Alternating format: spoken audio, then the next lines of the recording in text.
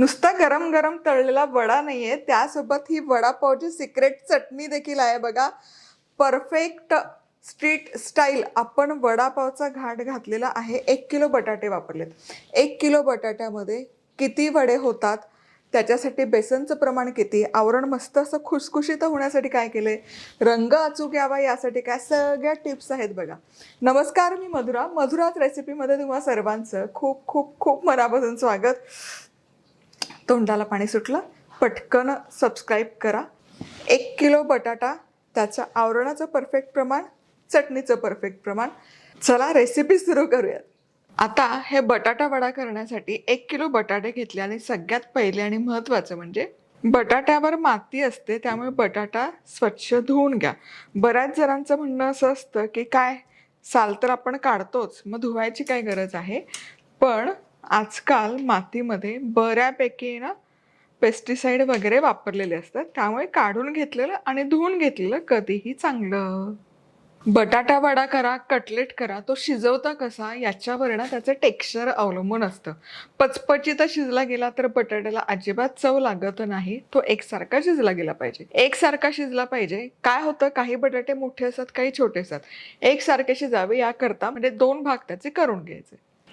असं केल्यामुळे बटाटा एकसारखा शिजतो, पचपचित होत नाही.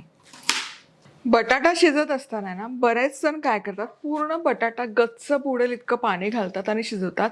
यामुळे बटाट्यातलं जे न्यूट्रिएंट असतात किंवा त्याची चव असते त्या पाण्यात मिसळली जाते. दुसरी गोष्ट, पाणी खूप शोषतं, त्यामुळे बटाटाही तुम्ही बघाल बऱ्याच वेळा ना बटाट्यामध्ये असं लगदा होतो, त्याला असं छानसं टेक्स्चर येत नाही.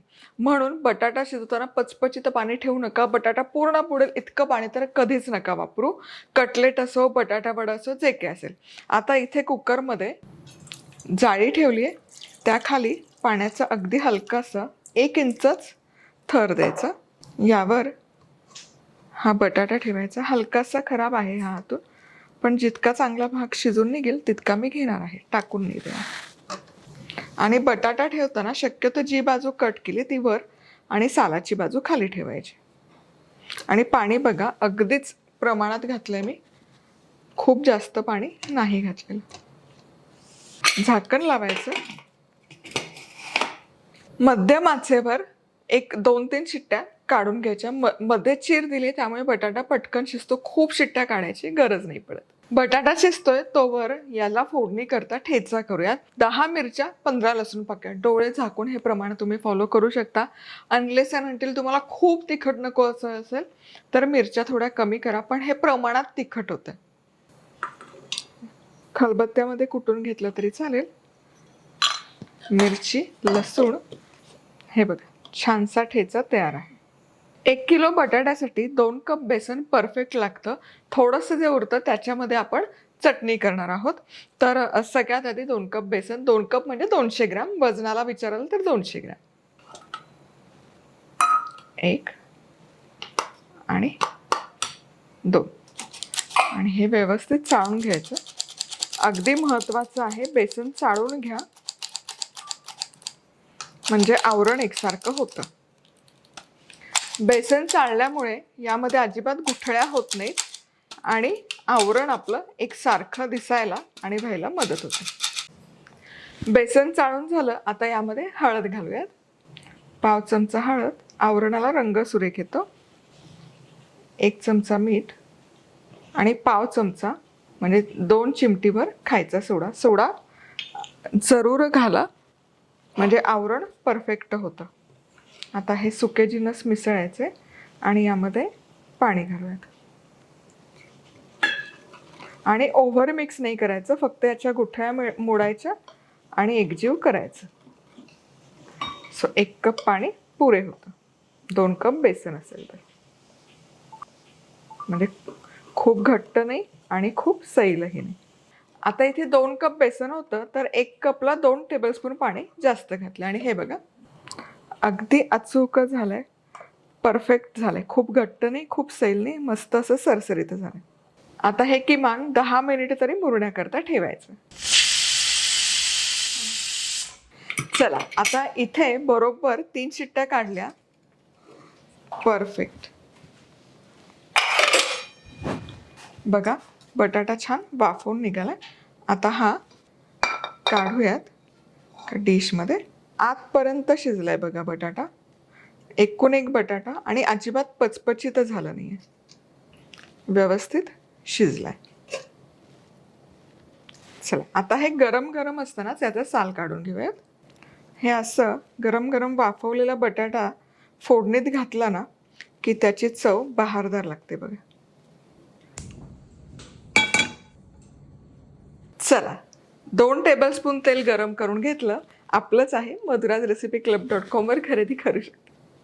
सगळ्यात आधी मोहरी छान सुटली की जिरं, हिंग, ठेचा, कढीपत्ता मिसळायचे. काय कमाला सुवास दरवळतोय. आहा हा. ठेचा मिनिटभर चांगला परतून घ्यायचा. कच्चं त्याचा जे स्मेल आहे लसणाचा तो गेला पाहिजे. आहा काय मस्त फोडणी बसली आहे. आता गॅस बंद करते. बटाटा टाकण्यापूर्वी गॅस बंद करा, नाहीतर बटाट्याला पाणी सुटतं. बटाटा आपल्याला ओलसर करायचं नाहीये. वा. हळद मिसळायची आणि हा गरम गरम बघा अजूनही वाफा निघतायत. हा बटाटा यामध्ये घालूयात. चिरून टाकला तरी चालेल. आता यामध्ये मीठही घालूयात. 1 टेबलस्पून मीठ बरोबर लागतं. आणि हे फोडी बघा लगोलग फुटत आहे. चिरून घेतलं तरी चालेल, पण असं मॅश करून मिसळून घेतलं ना की त्याचा स्वाद आणखी बहारदार लागतो. वा बघा. तर यामध्ये कोथिंबीर, आणि हे आता हवं तर थोडं आणखी मॅश करू शकता, पण मी आता हे एकजीव करून घेते. आणि गॅस बंद केलाय बघा. गॅस अजिबात सुरू नाही आहे. खूप मॅश नाही करत, कारण बटाटा वड्यात थोड्या फोडी हव्यात, म्हणजे त्या सारणाची चव खूप बहारदार लागते. काय दिसतंय कमाल. आणि आता इथे ही आपली बटाट्याची भाजी बटाटा वड्यासाठी तयार आहे. हलकी थंड करूयात, मग आपण याचे वडे तयार करूया. बघा काय रंग सुरेख आलाय. वा वा वा वा. आणि टेक्स्चरही बहारदार आलंय. चला हे मिश्रण थंड झालं, याचे वडे थापूयात. आता वड्यांचा आकार एकसारखा करायचा असेल तर अशी एखादी वाटी घ्यायची. मी 1/3 कपचं प्रमाण घेतलंय. आणि याने तुम्हाला कितपत लहान मोठे वडे हवे तेवढे करू शकता. आधी आहे ना असं छान त्याला बाइंडिंग देऊन घ्या, म्हणजे वडा तळताना सुटणार नाही. आणि असा त्याचा चेंडू झाला, असं वाटलं त्यात कढीपत्ता आहे, काढायचा असेल तर काढून घ्या, ठेवायचा असेल तर ठेवा. चप्पट जाड कसंही तुम्हाला हवा तसा तुम्ही वडा करू शकता. आता प्रमाणात सगळे वडे करून घेते, म्हणजे सगळे एकसारखे होतील. आणि यामध्ये कढीपत्ता आला तर तो काढून टाकला तरी काही हरकत नाही. आधी जसं मी सांगितलं आधी चेंडू करून घेऊयात. आणि गोलाकार असा चेंडू झाला, त्याला बाइंडिंग छान आलं की चप्पू करायचं. हे बघा छान वडे असे मग एकसारखे होतात. चला वडे थापून तयार आहेत. या प्रमाणात म्हणजे 1 किलो बटाटे घेतले तर 16 बरोबर गुटगुटीत मोठे मोठे वडे छान तयार होतात. आणि प्रमाणही दिलंय. इथे दिसताना 15 दिवसात 1 वडा, आता आहे 16. अगदी परफेक्ट होतात. आवरणही परफेक्ट आहे. उरलेल्याचं आपण चटणी करणार आहोत. तर आता बेसनचा घोळ पुन्हा एकदा छान असा कालवून घ्यायचा. हे बघा हे असं छान झालं पाहिजे. मस्त झालंय बघा. आता वडा तेलामध्ये सोडताना किती वडे बसतात तेवढे वडे घ्यायचे. 1 2 4 वडे मी सोडते. सो हे असे पिठामध्ये सोडायचे, लगोलग उलटवायचे, म्हणजे दुसऱ्या बाजूनेही छान त्याला कोटिंग येतं. आणि हे अलगद हाताने तेलात सोडायचे. हे बघा मध्यभागी नका पकडू. मध्यभागी पकडला ना की ते बोटांचे ठसे त्यावर उमटतात. त्यामुळे असं थोडंसं शक्य असेल तसं बाहेरच्या बाजूने पकडून मगच तेलामध्ये सोडा. वा, आणि खूप वेळ पिठामध्ये नका ठेवू, नाहीतर या वड्याला पाणी सुटतं. वा, आता 4 वडे इथे मी घातले तळणी करता. आणि हे तेलामध्ये सोडले ना, कधी कधी बुडाचे चिकटतात, तर अलवार सोडवून घ्यायचे. येस, नाही चिकटलेले. एक बाजू तळून झाली, आता उलटवूयात. हा चुरा आहे ना, हा चुरा आपल्याला चटणी करता वापरायचा आहे. आता ही दुसरी बाजू पण छान खरपूस अशी तळायची. काय कमाल सुवास दरवळतोय. वड्यांची पहिली बॅच मस्त खरपूस अशी तळून तयार आहे. वड्यांना रंग बघा काय कमाल आलाय. वा, आता हे सगळेच वडे झाऱ्यामध्ये घेते.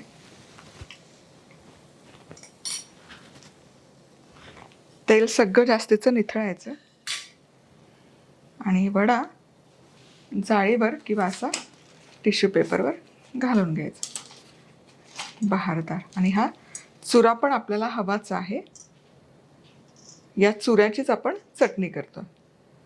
काय बहारदार वडा दिसतोय, तुम्हाला सांगते. रंग अप्रतिम आलाय, आवरण बहारदार आलंय. आता या प्रकारे सगळे वडे तुम्ही तळून घेऊ शकता. पण आपल्याला करायची आहे चटणी. चटणी कशाची असते? लसूण आणि चुऱ्याची. मग काय करूयात, वडे तर तळेलच मी, पण आधी चुरा तयार करूयात. तर त्याकरता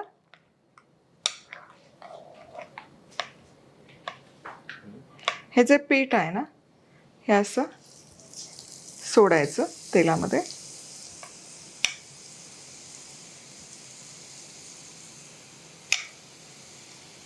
आमका ढमका आकार आला पाहिजे असं काही नाही. आपल्याला फक्त चुरा बऱ्यापैकी तयार करून घ्यायचा. यातलं बऱ्यापैकी पीठ उरतं की तुम्ही चुरा करू शकता चटणी करता.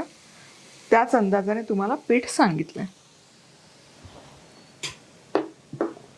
चला, चुऱ्याची पहिली बॅच आपली तळून तयार आहे. पुढची पण करणार आहोत, पण ही आधी काढूयात. आणि पुढची बॅच जरूर बघा, कारण तिथे जरा सिक्रेट टिप आहे. सो हा चुरा इथे वड्यांच्या भोवतीच काढूयात आणि चुऱ्याची पुढची बॅचही घालूयात. जनरली वडापाव तळत असताना ना भरपूर चुरा उरतो, त्यापासून हे बनवलं जातं.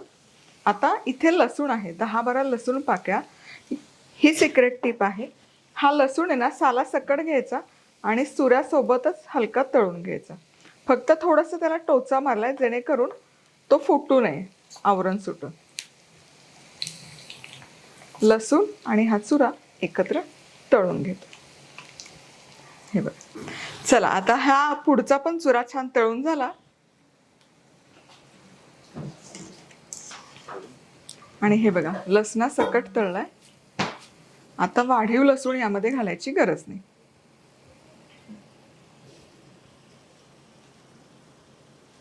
वडा तयार आहे, चुरा तयार आहे. आता चटणी तयार करूयात.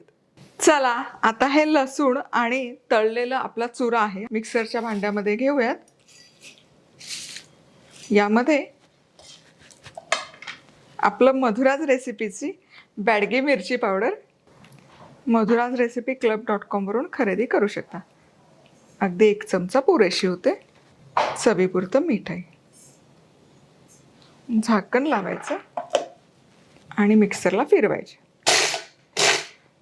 हे बघा, काय रंग आलाय सुरेख. आता हा उरलेला ठेचा पण घालते. सगळा नसता बसला म्हणून अर्धाच घातला होता, पण 2च घाणे केले आपण, तरी एवढी भली मोठी चटणी होते बघा. चला, चटणी तयार आहे, काढूयात. वा वा वा, बघा रंग काय सुरेख आलाय. हार्डली 1 चमचा आपण टाकलाय. आणि इथे लसणाचे कण बघा दिसतात. ही जी आपण आणतो की नाही चटणी, ती अगदी अशी असते बघा. त्याला लसणाचा कण असा दिसला पाहिजे. टरफला सकटच लसूण वापरला जातो. वा, हे बघा, दोनही बाजूने बघा. टेक्स्चर, रंग, रूप आणि चव बहारदार.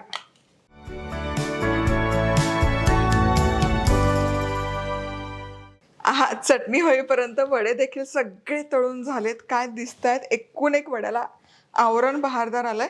आणि अजून जितका चुरा आधी तळला तितकाच चुरा आणखी तळला मी, तर आणखी एवढीच चटणी होईल. म्हणजे हे जर प्रमाण घेतलं तर याच्या दुप्पट वडापावची चटणी आणि आवरण अगदी परफेक्ट होतं. तुम्हाला सांगते, डोळे झाकून तुम्ही फॉलो करू शकता. प्रमाण पण आहे, 1 किलो बटाट्यात 16 वडे परफेक्ट झालेले आहेत. पार्टीसाठी प्लॅन करत असाल, विकण्यासाठी, क्लाउड किचनसाठी अचूक प्रमाणबद्ध रेसिपी दिलेली आहे.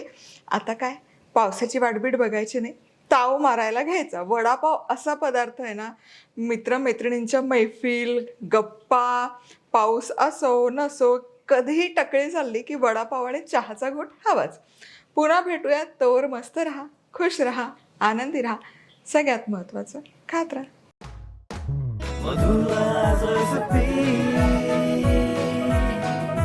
मधुराज रेसिपी, महाराष्ट्राची अस्सल चव.